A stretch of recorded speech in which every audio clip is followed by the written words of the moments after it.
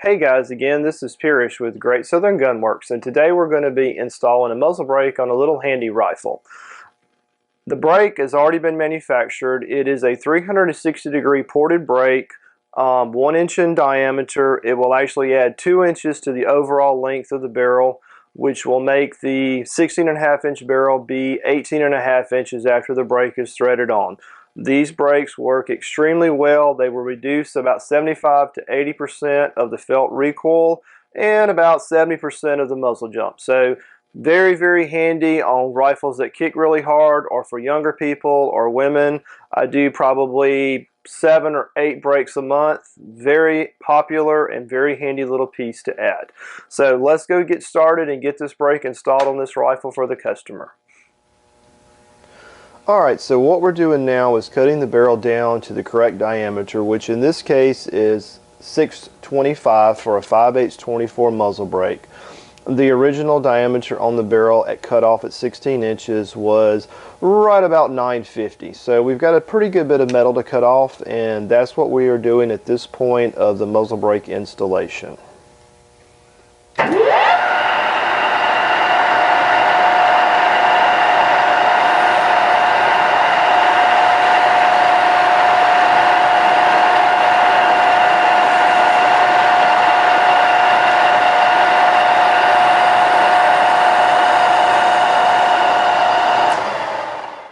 Okay, now we're going to check to see if we have the correct size or not. Which at this point, yes, we have 625, and that's the correct diameter for this particular 5/8 24 muzzle brake. Now we're going to cut a threading relief and also face the edge of the barrel where the brake is going to butt up to it. That's very, very important that that is perfectly flat and square with the end of the muzzle, so the brake perfectly lines up true.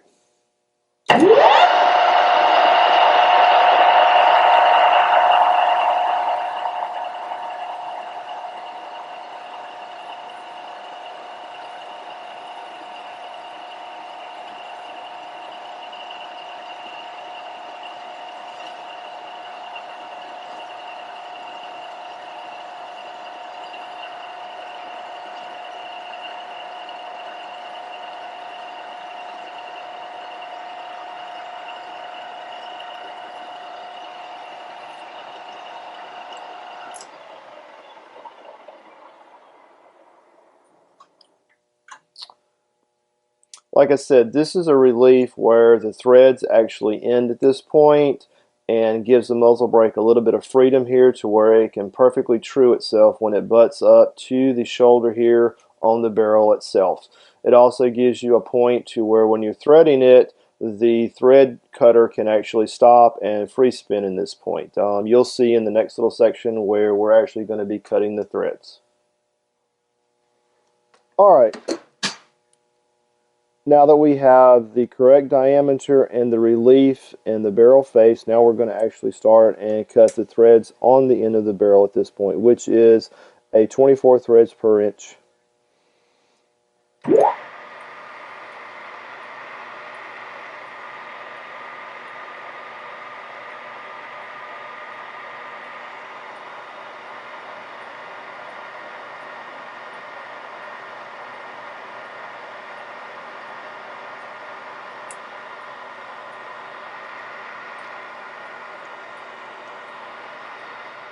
Alright, now that we've got the threads cut, now we're going to check the muzzle brake fit.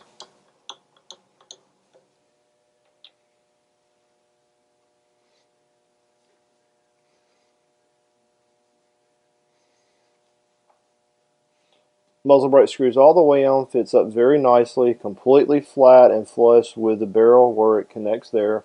Like I said, that's a very, very important part of this process, to make sure that these two shoulders are perfectly flat and butt exactly like they're supposed to.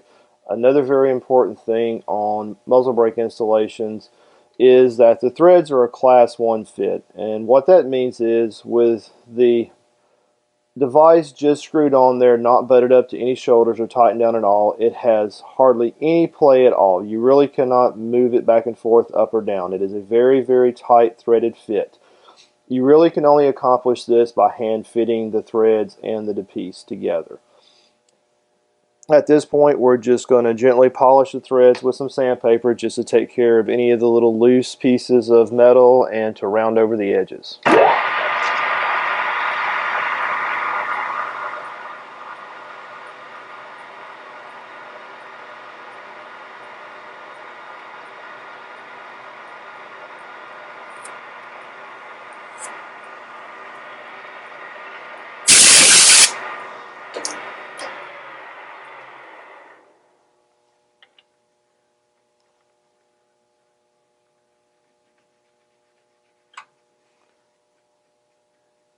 Very nice fit. Everything butts up like it's supposed to.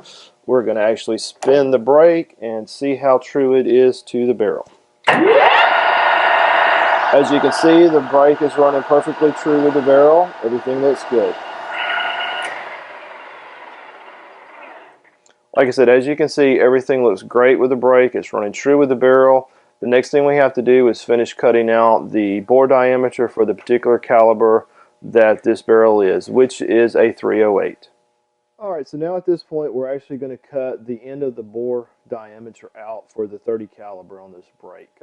The internal part of the brake is already overbored for what they call an expansion chamber, which is about 500 thousandths. The end was left small, probably about 200 thousandths. That way, once it's installed on the barrel, the bore can be hand cut to match the bore of the actual barrel itself. That way, you can keep as minimum tolerances on the diameter of this hole, just large enough, about 10 to 12 thousandths larger than overall bullet diameter, so that when it passes through, it does not hit anything, but it's kept real close to force as much of the gases as possible out of these holes, which is what reduces the recoil and also what stops all of the muzzle jump. In the 360-degree ported brake like this one, you get equal pressure on all sides, so it actually stabilizes the barrel and keeps it as best as possible in one spot.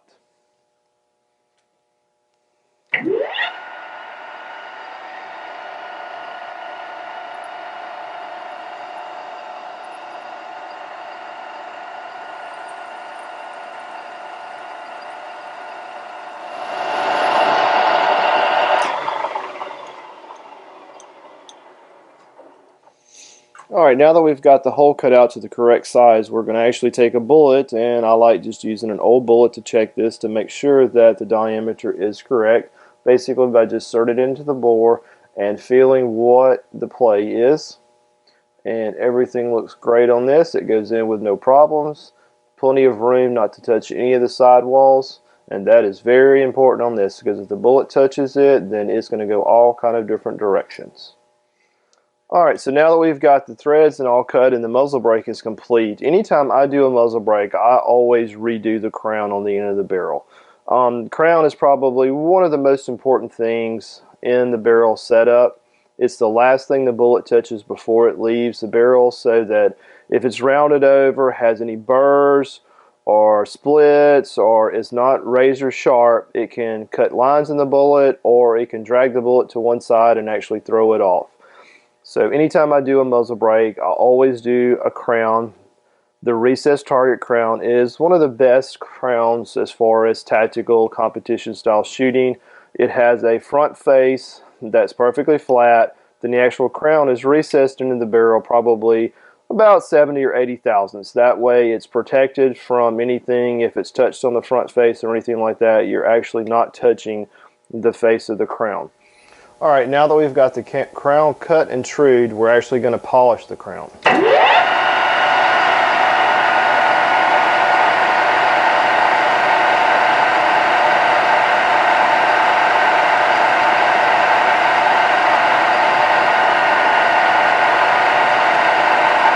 Alright, now that we've got the muzzle brake cut, the crown done, as you can see, the crown is good, nice, and sharp and crisp. Very bright, very shiny, very sharp edges on the crown. That is, like I said, very important for all of this. We're going to go ahead and install the muzzle brake on here and put the rifle back together.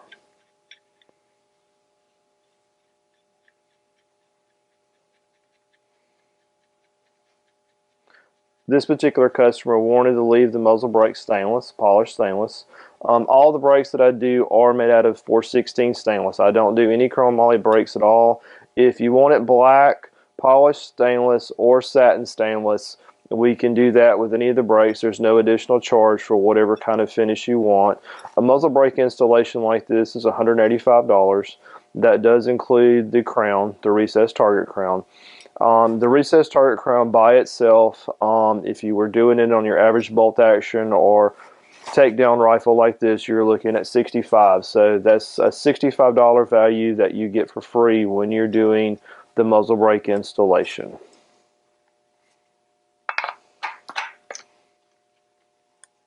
Alright, so this is a finished product. Like I said, it's just a little handy rifle. The barrel was cut down to 16.5 inches. It was threaded, recrowned, and then a muzzle brake was installed on it.